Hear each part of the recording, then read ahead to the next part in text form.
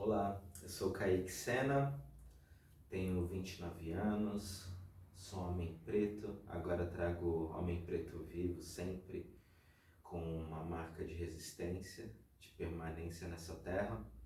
Sou pai de um menino de 3 anos, sou casado, sou carteiro, sou um pouco músico, um pouco artesão, um pouco engenheiro civil, um pouco técnico de edificações.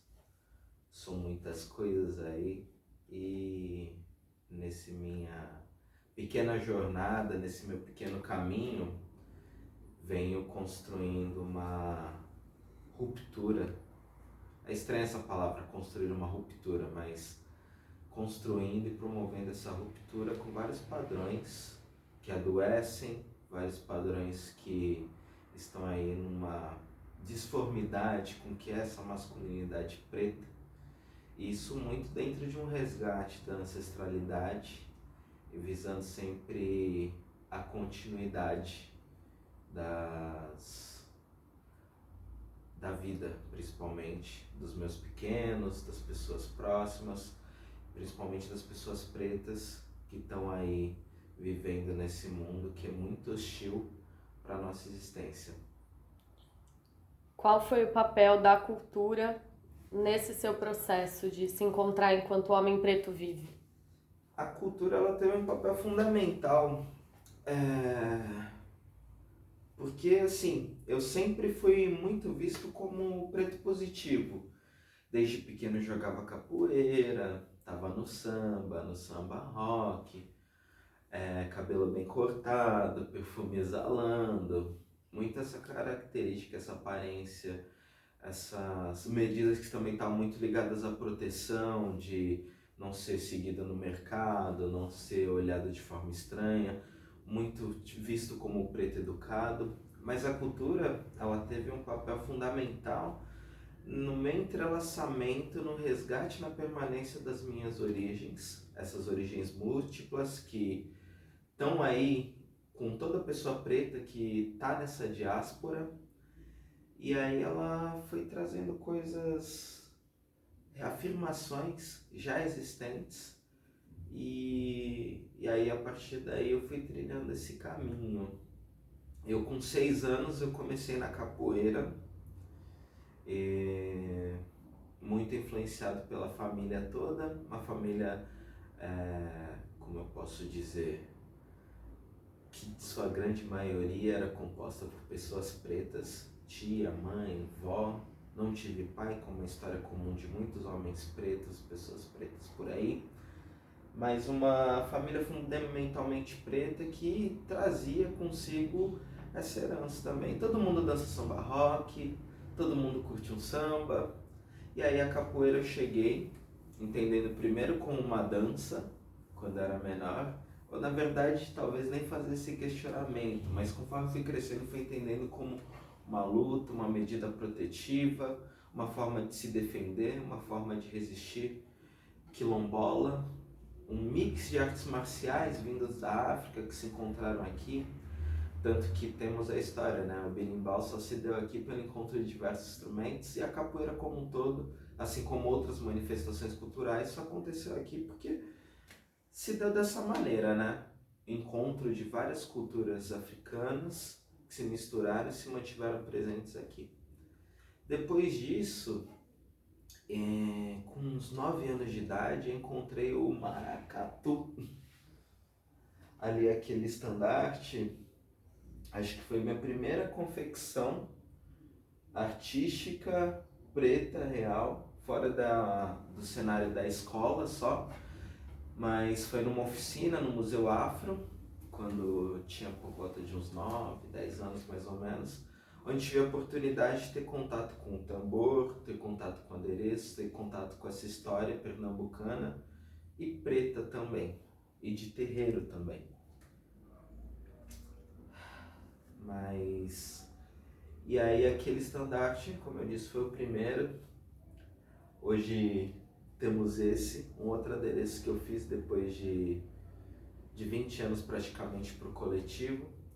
Mas para mim é muito forte lembrar que foi muito, ser mágico num dia, esse dia da minha infância, que eu tenho grande parcela de agradecimento à minha família, por conta de sempre me levar para esses espaços de cultura, frequentar muito museu, frequentar passos de arte, ser levado para rodas de samba, ser levado para grandes rodas de capoeira, Praça da República principalmente, Praça da Sé, São Paulo, esses espaços onde a cultura preta foi muito vívida, mas também depois foi afastada dos grandes centros, casas de cultura dentro de periferia, grandes museus brasileiros que contam, enfim, as histórias. Mas o Museu Afro foi um lugar lá no Ibirapuera que frequentava muito, minha mãe me levava muito para conhecer. E aí lá, eu não lembro o projeto agora, era muito novo, né? Eu já tentei até resgatar essa história através da internet, mas a gente teve esse contato com o maracatu.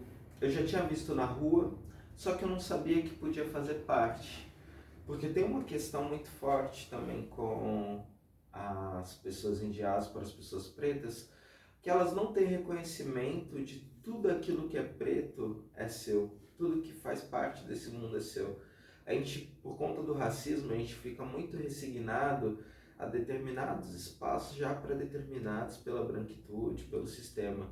Então, até mesmo quando a gente vê um tambor, a gente não sente propriedade, sabe que pode bater ele, pode tocá-lo.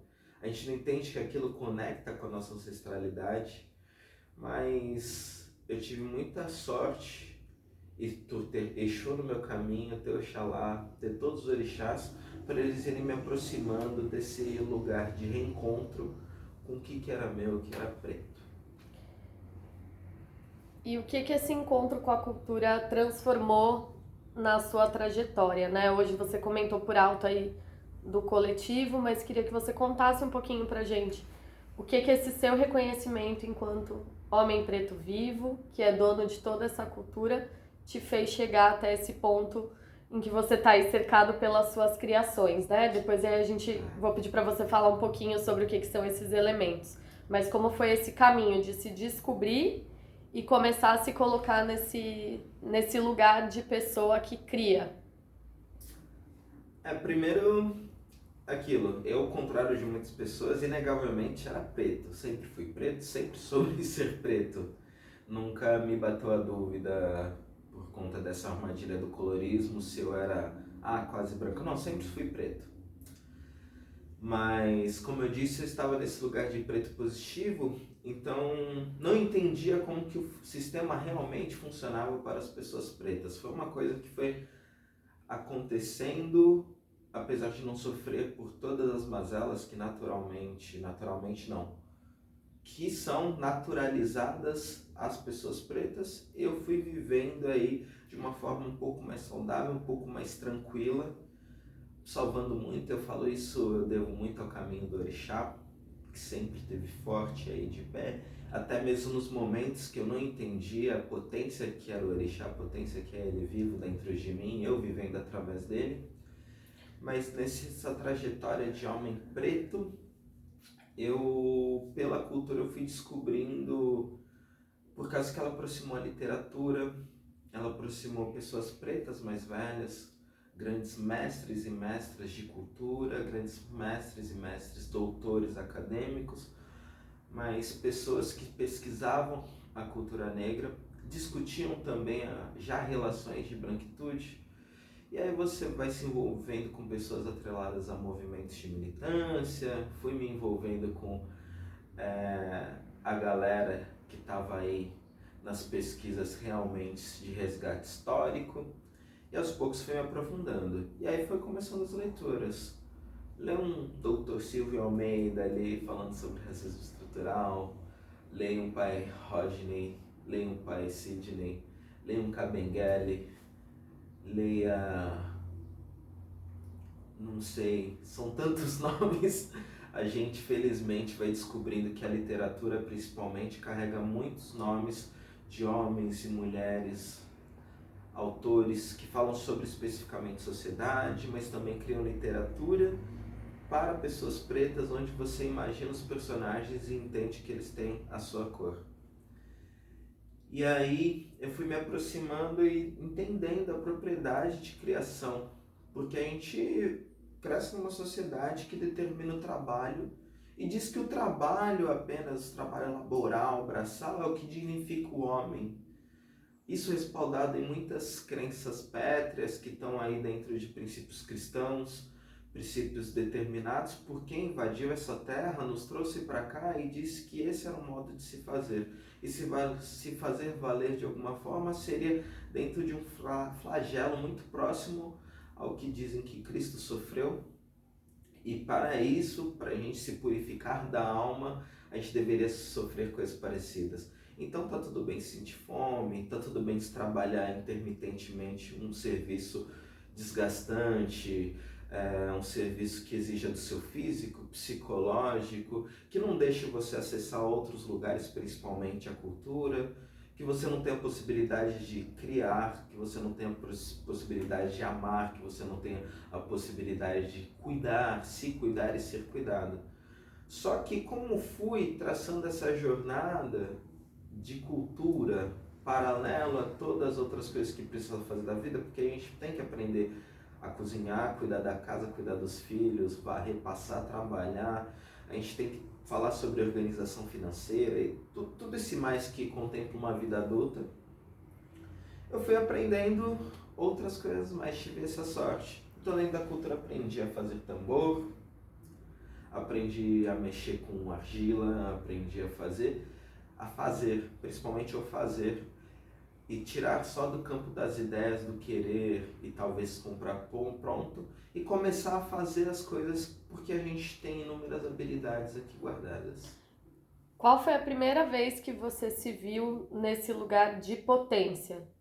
Que você olhou para si mesmo e falou, isso eu vou fazer? Essa é uma boa pergunta, porque eu pensando dentro da cultura, tá bem longe, mas me relembra um lugar de bem pequenininho quando eu falei, eu vou virar o meu primeiro mortal na capoeira. E como que esses momentos se transpõem hoje para essas criações que você tem aí em volta, né? Você mostrou o estandarte que você fez criança, aí queria que você fizesse um giro contando pra gente essas outras coisas que estão aí.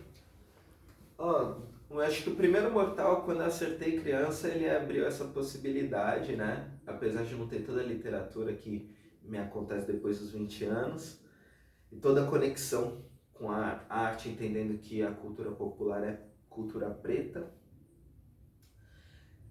Esse mortal, ele me possibilitou, acertar esse mortal me possibilitou entender que eu poderia fazer qualquer coisa que eu quisesse, que acertaria. E aí, a possibilidade de me aventurar realmente em tudo aquilo que eu fosse aprendendo, conforme fosse aparecendo. Em 2014, 7 anos atrás, eu estava saindo da faculdade e aí eu tive a sorte de ouvir som de tambor e, como sempre, eu vi a batucada e ia atrás para ver o que acontecia. E aí encontrei um grupo de maracatu na zona sul de São Paulo e foi onde eu aprendi a fazer tambor. A fazer e a tocar, né, no caso. A tocar primeiramente, esse processo de entender o que é o couro, parte animal, a madeira vegetal, o sisal vegetal e toda essa conexão do som que reverbera quando encontra a terra, encontra o solo, e o que essa vibração ela retorna para mim que estou batucando, a postura correta, o significado do jeito de segurar certas baquetas, que está entrelaçado com Xangô. Por sinal, patronos do maracatu são Xangô, Ioiá e Ançã. E aí a primeira coisa que aprendi foi eu tocar o tambor, a alfaia.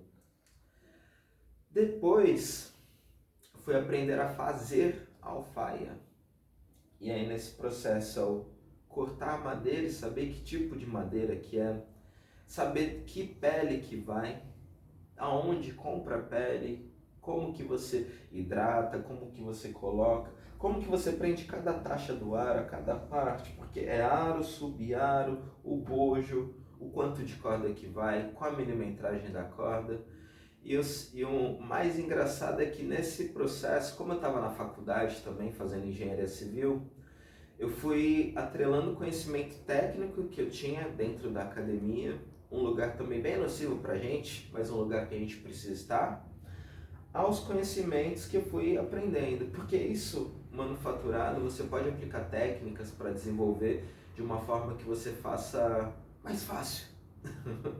Então aquilo, atrelando aquele conhecimento, aquele saber engessado ao saber popular, ao saber natural do povo, porque as alfaias elas são construídas por gente há muitos séculos. Temos nações aqui com mais de 100 anos que constroem alfaias e levam seus tambores para ruas em comemoração aos orixás, em comemoração aos seus ancestrais, em honra à memória de todos esses que passaram. Mas é alfaia. Alfaia foi minha primeira aventura, instrumento que aprendi a tocar do maracatu. Eu já sabia tocar outros instrumentos por conta da capoeira e por conta do terreiro, então eu já sabia tocar tabaque, já sabia tocar o berimbau, já sabia tocar o agogô, mas sempre aprendendo. Depois disso, aprendi a tocar caixa, outro instrumento que fundamental aí dentro do samba, dentro dos afoxés, dentro do maracatu. E aí quando meu filho estava para nascer, eu me aventurei num adereço para ele, que foi esse mobile, que aí com a colaboração de uma preta velha, uma senhora que eu tenho muito amor por ela, lá de Embu das Artes, que fez as Abaiomis, ela me ensinou, eu compus esse mobile com o mesmo princípio que a gente usava para fazer as alfaias. Então são 2 aros infantis esses, e aí o sisal, essas tranças também, e aí foi a cabaça, que tem um significado especial, que dentro de algumas mitologias, dentro do conhecimento iorubá principalmente, o mundo surge a partir das sementes que saem de uma cabaça. E aí representando cada Baiami, veio representar cada orixá, ou Inquice, ou Vodum, desse grande panteão de divindades que vieram lá de África junto com os meus antepassados. E aí nesse lugar de ir fazendo, ir criando e entendendo que eu posso fazer tudo desse meu grande mortal que eu acertei.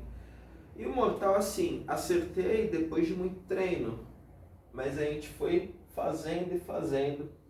Tive a sorte de vir parar em Santos, conhecer pessoas especiais da minha trajetória, minha companheira, muitos amigos, processos de ruptura e processos de construção, me abriram a oportunidade de chegar nesse coletivo que foi o Ojuobá. O Ojuobá é uma história que acontece a partir do encontro de amigos que saíram de outros grupos de maracatu e na vontade de não só se restringir ao toque, coisa que é muito importante, mas entendendo que a cultura é movimento político também, movimento de resistência, de permanência, de enfrentamento a todas as atrocidades, a gente fundou esse coletivo em 2020.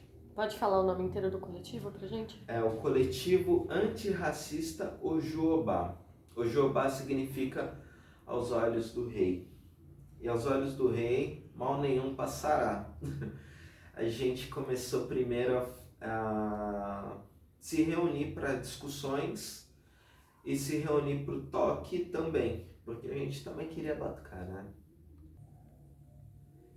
Mas para chegar ali, eu tive um processo de reconexão que começou um pouco antes da pandemia, que foi numa oficina onde eu relembrei minhas capacidades manuais e aí, usando a máquina de costura da minha avó, eu tive a oportunidade de fazer numa oficina essas 2 pochetes.